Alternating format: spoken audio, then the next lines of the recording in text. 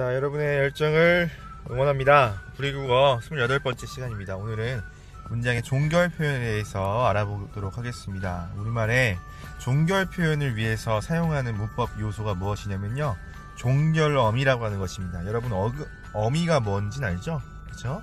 어간에 붙는 끝에 오는 녀석들을 우리가 어미라고 이야기를 합니다. 종결어미에 대해서 좀 이야기를 해볼 거고요. 그리고 우리말의 종결어미 가운데 좀 주목해서 봐야 될 것이 의문문입니다. 의문형 종결어미라는 게 있는데, 그 의문문의 종류에 대해서 좀 자세히 이야기를 해보도록 하겠습니다. 자, 종결 표현, 우리말의 종결 표현은 이런 표로 구성할 수 있는데요. 여러분, 이 표 어렵게 생각할 필요 없습니다. 이 표의 구성 방식에 대해서 먼저 이야기를 할 건데요. 자, 이 표를 구성하는 기준을 보니까 문체와 높임이라고 되어 있어요. 그러니까 우리말의 종결 표현은 높임법에 따라서 분화가 되는구나, 그렇죠? 그리고 문체라고 하는 것이 있구나 라는 겁니다. 자, 그럼 먼저 문체에 대해서 알아볼 건데요. 종결어미는 기본적으로 종결, 끝맺음이라는 뜻이에요. 그러니까 우리말의 문장을 아예 끝내주는 표현을 우리가 종결어미, 종결 표현이라고 이야기를 하는 겁니다. 자, 문체에 대해서 먼저 알아볼게요. 아까 종결어미를 분화시키는 기준 가운데 문체라는 것이 있었습니다. 자, 문체는요, 여러분 어렵게 생각할 필요 없는 게요, 이 요구사항으로 구분이 됩니다. 요구사항. 자, 요구사항이 있을 수도 있고 없을 수도 있잖아요. 자, 요구사항이 없는 문장들을 우리가 평서문이라고 이야기를 해요. 예를 들어서 준이가 집에 간다 라고 하는 문장은 평서문인데요, 내가 선생님이 이 문장을 여러분에게 이야기했다고 해서 여러분에게 어떤 대답이나 아니면 어떤 행동을 요구하는 건 아니잖아요. 그래서 이러한 대체로의 문장들을 우리는 평서문이라고 하고요. 우리 일상에서 굉장히 많이 사용하는 문장이죠, 평서문. 그렇죠? 또 객관적인 사실이나, 그렇죠? 경험 이런 것들을 이야기할 때 평서문을 많이 사용합니다. 자, 그리고 감탄문이라고 하는 것도 요구사항이 없는 문장이에요. 예를 들어서 불이국어가 정말 재밌구나, 감탄문이잖아요. 감탄의 표현이 들어가 있잖아요.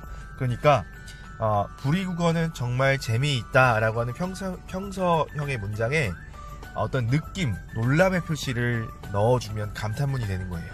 그렇죠? 그러니까 요구사항이 있다 없다? 없어요. 다만 놀람의 의미가 조금 더해질 뿐입니다. 불이국어가 재밌구나, 놀람의 의미가 더해질 뿐, 불이국어가 재미있다 라고 하는 평서문과 별반 다른 의미 차이는 없다는 겁니다. 즉 요구사항이 없는 문장이고요. 자, 그럼 요구사항이 있는 문체를 볼게요. 요구사항이 있는 문체는 두 가지로 나눕니다. 아까 말했지만 대답을 요구할 수도 있고 행동을 요구할 수 있다고 했잖아요. 대답을 요구하는 것은 여러분 아마 예상될 테지만 질문했을 때죠. 질문을 하는 형태의 문체를 우리는 뭐라고 합니까? 의문문이라고 합니다. 그렇죠? 의문문. 자, 그럼 행동을 요구하는 거 볼게요. 행동을 요구하는 것은 또 두 가지로 나누는데요. 자, 청자에게만 너만 행동해 라고 요구하는 것과 같이 행동하자 라고 하는 것이 있어요. 그러니까 나도 할 테니 너도 해라 라는 것. 그래서 이 둘을 구분해서 행동을 요구하는 문체를, 청자의 행동만 요구하는 것을 우리는 명령이라고 합니다. 청자만 수행하도록 하는 거죠. 예를 들어서 밥 먹어라 라고 하면은 청자에게만 밥을 먹도록 명령하는 게 되는 것이고요. 야, 우리 밥 먹자 라고 하면은 나 또한 먹을 테니 너도 먹어라 라는 의미가 되기 때문에 이러한 문장을 우리는 청유문이라고 이야기를 해요. 간혹 많은 학생들이 명령은 좀 강압적이고 청유는 좀 약간 부드럽게 권유하는 것을 말한다 라고 구분하는 친구들이 있는데, 그것은 정확한 구분이 아닙니다. 명령 청유는 청자에게만 행동을 요구하느냐, 아니면 화자와 청자 모두의 행동을 요구하느냐로 나눠야 됩니다. 문체에 따라서 구분해봤고요. 그래서 우리가 평서, 감탄, 의문, 명령, 청유 5개의 문체를 확인해봤습니다. 자, 그럼 이어서 종결어미, 아까 우리 문체도 있었지만 뭐도 알아야 된다? 그렇죠. 높임법도 알아야 됩니다. 우리말은 높임법이 많이 분화가 되어 있다. 이건 누구나 아는 우리 말의 특징일 겁니다. 자, 그런데 어떻게 분화가 되어 있느냐, 지금 오늘 이 시간에 조금 공부를 해보도록 하겠습니다. 높임법은 이제 뭐 다다음 시간 정도에 선생님이 좀 더 자세히 다루게 될 텐데요. 오늘은 종결 표현으로 실현되는 높임법에 대해서 알아보도록 하겠습니다. 높임법은요, 기본적으로 격식체와 비격식체로 나눠요. 이 격식체라고 하는 것은 어느 정도 격식을 갖춘다라는 의미고요. 비격식체는 격 없이 말하는 거예요. 여러분, 부모님과 대화할 때는 주로 격식을 갖추지 않은 비격식체의 높임법을 많이 사용합니다. 어머니, 아버지한테 여러분 요자 많이 붙이죠. 그죠? 물론 뭐 친근함의 표현에서 그 요자를 붙이지 않고 어떻게 보면 반말을 사용하는 경우도 있습니다만은 높임법을 사용할 때 여러분 보통 그 반말에는 요만 붙이면 된다는 거 여러분 알 겁니다. 그죠? 자, 격식체 같은 경우는요, 헤라체, 하계체, 하오체, 합쇼체 이렇게 5개가 있는데요. 뭐 뒷글자만 따서 외워도 상관없습니다. 선생님 같은 경우는 잠시만요. 네, 선생님 같은 경우는 라게오쇼 이렇게 외우기도 했는데요. 여러분 나름대로 외울 수 있는 방안을 찾아보면 되겠습니다. 비격식체, 일단 격식체에 대한 설명을 좀 더 해야겠네요. 자, 헤라체는요, 아주 낮추는 거예요. 그러니까 높임의 의도가 전혀 없다는 거. 하계체는 낮추긴 낮추는데 그 상대방을 좀 존중해주는 높임법이에요. 예사 낮춤이라고 부르고요. 하오체는 높여주는 거긴 한데 완전 높여주는 것은 아닌 그런 높임법, 예사 높임법이라고 하고요. 합쇼체는 상대방을 완전 높여주는 거예요. 자, 비격식체는요, 요 결락형, 요 결합형이라고 하는 게 있는데, 요를 붙여주면 높임법이고요. 요를 붙여주지 않으면 높임의 의도가 없다라고 생각하면 됩니다. 그래서 사실은 비격식체는 따로 공부할 필요가 없어요. 자, 예를 들어서 밥 먹어 라는 문장이 있다면 어로 끝났죠? 그럼 이걸 요 결락형이라고 하는데 높임의 의도가 없잖아요. 근데 여기다 요를 결합시키면 뭐가 되는 거야? 밥 먹어요 라고 하는 높임법이 실현되는 거예요. 요를 붙여주느냐 붙여주지 않느냐에 따라서 실현되는 높임법을 우리 비격식체라고 부른다는 겁니다. 자, 알아둬야 될 것은 사실 격식체인데요. 격식체에 대해서 좀 알아보도록 하겠습니다. 자, 격식체를 우리가 이해를 하려면 옛날 사극을 생각하면 좋습니다. 사극. 선생님이 가져온 이 사극은요, 여러분 봤는지 모르겠습니다만 미스터 선샤인이라고 하는 개화기를 배경으로 한 사극입니다.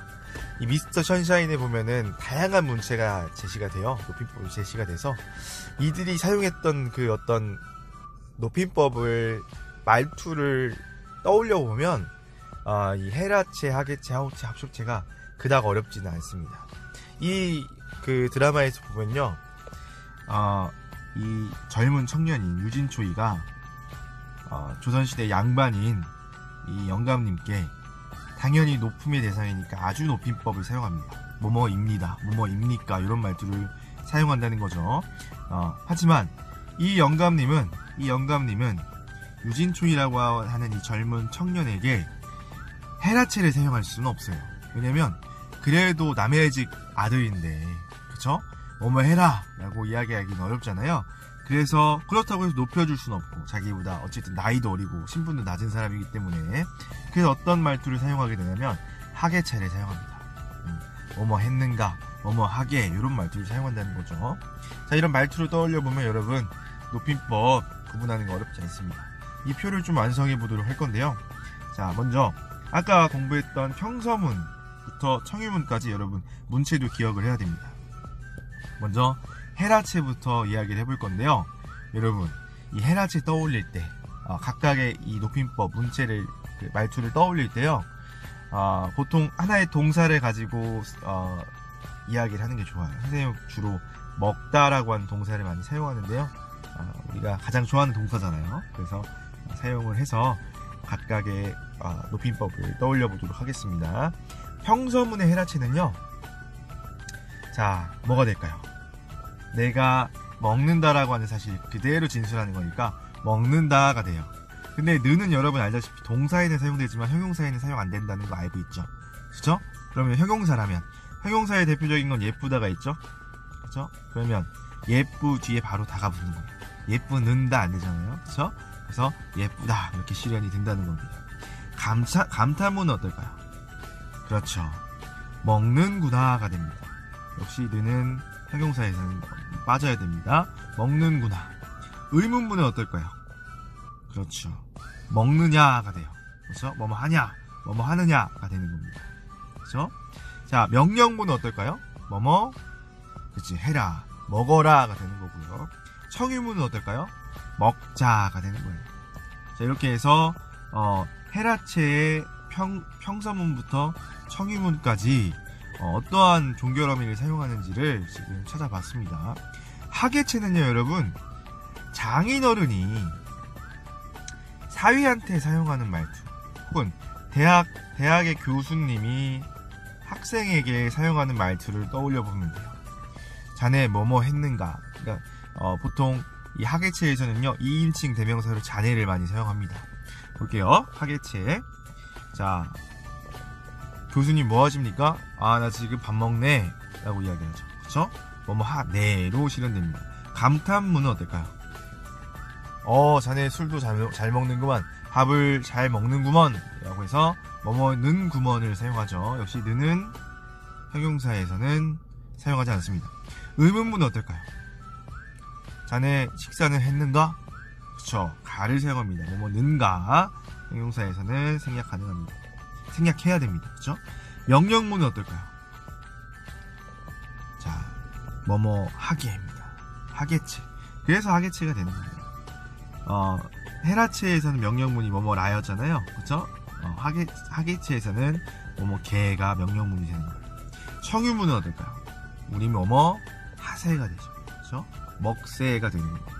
자, 이렇게 해서 해라체와 하계체, 낮춤법에 해당하는 두 개의 문체를 종결어민을 확인해봤는데요. 자, 그럼 높임법을 보도록 하겠습니다. 하호체보다 선생님 합쇼체부터 볼게요. 그리고 동사도 바꿔보죠. 가다로 보겠습니다. 가다도 대표적인 동사니까요. 자, 합쇼체는요, 다른 말로 하십시오체라고 해요. 이걸 줄여서 합쇼체라고 하는데, 자, 가다를 붙여보도록 하겠습니다. 합쇼체는 가장 높여주는 말이에요. 자, 뭐가 될까요? 갑니다가 돼요. 뭐뭐입니다가 합쇼체의 평서문이고요. 자, 감탄문은 뭐가 될까요? 감탄문은 없습니다. 감탄문은 여러분 합쇼체에 사용하는 경우 본 적 없을 거예요. 사용하더라도요, 뭐뭐군요 정도예요. 근데 뭐뭐군요는 여러분 알다시피 요가 붙은 요 결합형이에요. 비격식체라는 거죠. 그러니까 이런데 없으면 그럼 비격식체를 가져다가 활용하기도 합니다. 자, 그리고 의문형 합쇼체에는 뭐가 있느냐? 질문할 때 뭐예요? 뭐뭐입니까? 여러분 합쇼체는 뭐 생각하면 되냐면 군인 말투, 다나카라고 하죠. 다나카 생각하면 됩니다. 뭐뭐입니까가 되고요. 자, 그러면 명령형에는 뭐가 있을까요? 명령형이 없을까요? 자, 명령형에는요 뭐가 있냐면 뭐뭐 가십시오가 돼요. 선생님 이거 하오체 아니에요? 하오체이처럼 느껴지지만 합쇼체입니다.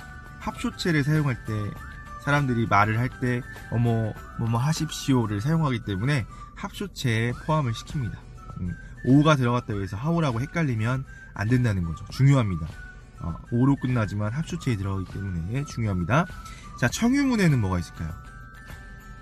자, 청유문에는 뭐가 있냐면요, 뭐뭐 시지요가 들어가요. 선생님, 요 결합형 아니에요? 요 결합형이라고 말하기가 좀 어려운 게요, 뭐뭐 하시지는 없잖아요. 그쵸?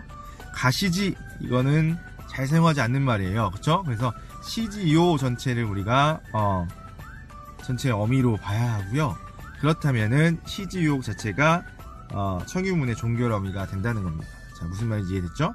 자, 하오체는요 지금 현대국어에서는 잘 사용하지 않아요. 근데 1930년대까지는 좀 사용이 됐었는데 현대국어에서는 사실 사용되지 않습니다. 하오체는 어떤 경우에 많이 사용됐냐면, 옛날 양반들끼리 서로 대화할 때 서로를 좀 높여줘야 되잖아요. 그렇다고 해서 완전 높여주긴 좀 어려운 상황에서 하오체를 사용했고요. 그리고 남편이 아내에게 하오체를 옛날에 많이 사용했습니다. 자, 하오체는 다 오자만 붙여주면 돼요. 가오. 감탄문은 뭐뭐는 구려. 굉장히 옛말투죠. 그죠? 의문문에는 가오. 말투만 좀 달라지게 하는 거예요. 명령문에도 가오입니다. 그럼 청유문에는 어떨까요? 청유문에는 오히려 갑시 갑시다가 돼요. 그러니까 오히려 합쇼체에 있어야 될 게 여기 갑시다 여기에 들어가요. 그죠? 생각해보세요. 합쇼체 군인이 이등병이 병장님께 김준희 병장님 어디 갑시다 이런 말투 쓰기가 어렵죠.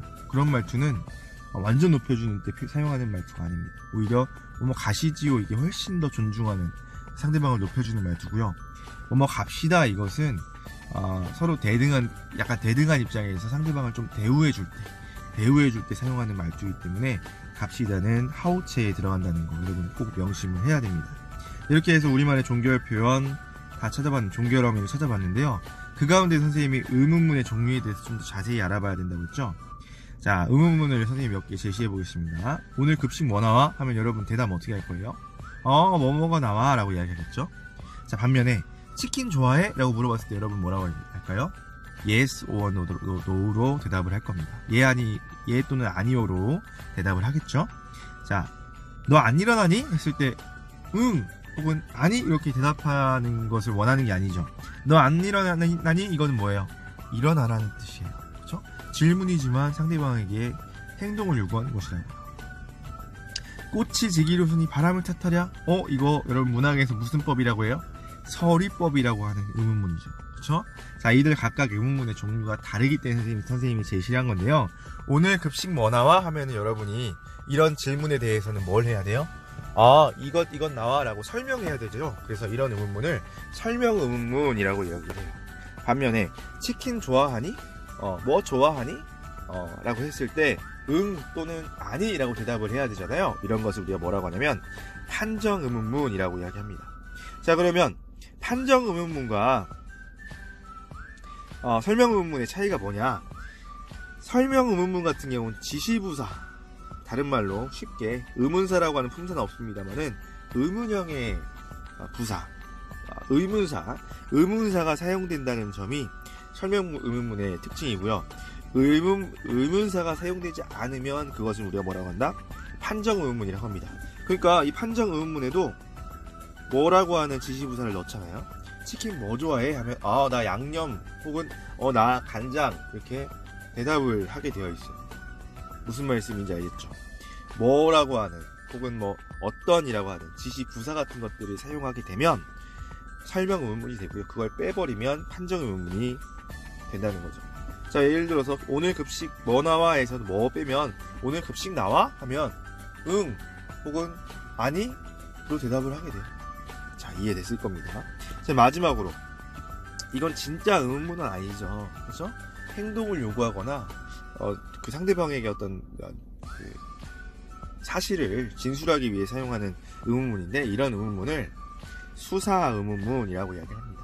수사한다라는 것은 꾸며준다는 뜻인데 문장을 평서문으로 그냥 표현하기에 밋밋해서 의문의 형태를 빌려서 사용하는 문장들, 우리는 수사 의문문이라고 합니다. 자, 그러면 경상도의 의문문에 대해서 선생님이 추가적으로 좀 설명을 하도록 하겠습니다. 여러분, 방금 선생님이 판정 의문문과 설명 의문문에 대해서 이야기했는데 경상도는요, 어미만으로 설명 판정 의문문이 구분이 가능하다? 라는 겁니다. 자, 볼게요. 밥 묻나? 경상도에서 이렇게 표현하죠. 그럼 뭐라고 해야 돼요? 응 아니면 아니 라고 대답을 하겠죠. 그죠? 응 묻다. 그죠? 자, 반면에 뭐 묻노? 하면 뭐가 돼요? 돼지국밥 묻다 라고 설명을 하게 됩니다. 설명 의문문이에요. 여기 보면 알겠지만 잠시만요. 자, 뭐라고 하는 지금 의문사가 들어가서 아예 설명 의문문과 얘는 안 들어가기 때문에 판정 의문문이 구분되고 있다는 거 여러분 알 겁니다. 그런데 뭐도 다르냐면요, 뒤에 오는 어미가요, 뒤에 아가 붙은 것과 오가 붙은 게 다르죠. 나와 노로 다르다는 거예요. 그쵸? 그게 다른 거예요. 자, 그래서 경상도는 어미만으로도 설명 판정 의문문이 구분이 가능한데요, 판정 의문문 같은 경우는 계열을 사용해요. 예를 들어서 가가 이 무슨 뜻이에요? 그 아이가 가시니 이런 뜻이거든요. 그러면 또는 아니로 대답을 하게 됐죠. 가시면 아니면 아니로 대답하면 되는 거니까요. 반면에 어디 가가고, 어디 이거는 의문사라고 볼 수 있고요. 가가고 이거는 가시니 이런 뜻인데, 어디 가시니 이런 뜻이니까요. 어디 가시야 라고 설명을 해야 되는 상황인 겁니다. 역시나 판정 의문문에는 아를 쓰고요. 설명 의문문에는 오를 쓴다는 거죠. 자, 이것으로 경상도 의문문의 구분이 가능하다는 건데, 이거 선생님이 설명한 까닭은 뭐냐면요, 여러분 중세국어에도 이런 현상이 나타난다는 겁니다. 경상도에는 그러한 역사적 흔적이 많이 남아있거든요. 뒤에 중세국어 공부할 때 선생님이 좀 설명하겠습니다. 자, 문제풀이를 좀 볼 건데요. 의문문에 대한 문제였어요. 어렵지 않습니다. 지금 의문문에 대한 설명이 짧지만 간결하게 했거든요. 그래서 어렵지 않을 겁니다. 보기에는 의문문에 대한 설명이 나와요. 설명 의문문, 판정 의문문, 그리고 수사 의문문인데요. 기역, 니은, 디귿, 리을이 각각 무엇인지 찾아보겠습니다. 지금 밖의 날씨가 추운가요? 라고 했을 때 지금 의문사 안 쓰였죠. 그러니까 뭐예요? 판정 의문입니다. 내가 지금 맡고 있는 일은 무엇이니? 지시의 어떤 의미를 담고 있네요. 설명해야 되죠. 설명 의문문. 어릴 때로 다시 돌아간다면 얼마나 좋을까? 이것은 여러분 대답을 요구하는 거예요? 아니죠. 그냥 본인의 느낌을 얘기하는 수사 의문문입니다. 너희들 지금 청소 시간인데 청소 안 하고 뭐하니? 이건 선생님 놀아요 라고 대답을 요구하는 게 아니지. 그럼 혼나죠. 청소하라고 하는 것을 돌려서 말하는 거예요. 즉 수사 의문문입니다. 자, 그럼 볼게요. 1번. 기역은 화자가 청자에게 단순히 긍정이나 부정의 대답을 요구하고 있다. 맞는 얘기네요. 자, 니은은 화자가 특정 내용을 청자에게 특정 내용을 설명하도록 요구하고 있다. 설명 의문문 맞으니까요. 3번. 디귿과 리을은 굳이 청자의 대답을 요구하지 않는 의문문이다. 수사 의문문은 그렇죠. 자, 4번. 디귿은 부사 얼마나를 함께 사용해 감탄의 효과를 나타내고 있다. 그쵸? 얼마나 좋을까? 이건 사실은 감탄의 의미를 좀 담고 있다고 볼 수 있을 것 같아요. 그쵸? 같습니다. 자, 반면에 5번 보겠습니다. 리을은 지금은 청소하는 시간이다 라고 하는 사실을 전달하고 있다. 사실을 전달하기보다는 무엇을 요구하는 거예요? 행동을 요구하는 거예요. 그러니까 어떻게 보면 얘는 의문문이지만 명령문의 역할을 수행하고 있다는 거죠. 그래서 정답은 뭐예요? 5번에 해당할 겁니다. 자, 이렇게 해서 선생님과 문제풀이까지 해봤는데요. 자, 종결어미가 어려워 보여도 그렇게 어렵지 않습니다. 그리고 선생님이 종결 표현, 종결 어미를 작성하는 표를 선생님이 그려보도록 했는데, 그 표를 굳이 암기하지는 않아도 돼요. 그걸 뭐 작성하라고 하는 그런 어려운 문제가 대학 수학능력시험에서 출제되거나 그러진 않으니까요. 다만 알아두면 좋다는 겁니다. 알아두면 좋아요. 그리고 조금 헷갈리는 것들, 좀 우리가 주의해야 되는 것들 선생님이 좀 이야기했을 겁니다. 예를 들어서 갑시다 같은 경우는 합초체가 아니라 하호체라든지, 아니면 가시지요는 요자가 붙었지만 요 결합형이 아니라 하쇼체라든지, 그런 특성 같은 것들은 여러분 알아둬야 여러분 나중에 어렵지 않게 문제들을 해결해낼 수 있을 겁니다. 자, 오늘도 고생 많았고요. 이제 문장 종결 표현까지 했으니까 거의 막바지에, 현대국어는 막바지에 다다라 갑니다. 늘 여러분 열정을 응원하고 있습니다. 질문이 있으면 얼마든지 환영하니까요. 질문 있으면 선생님에게 찾아와 주길 바라겠습니다. 자, 오늘도 고생 많았습니다.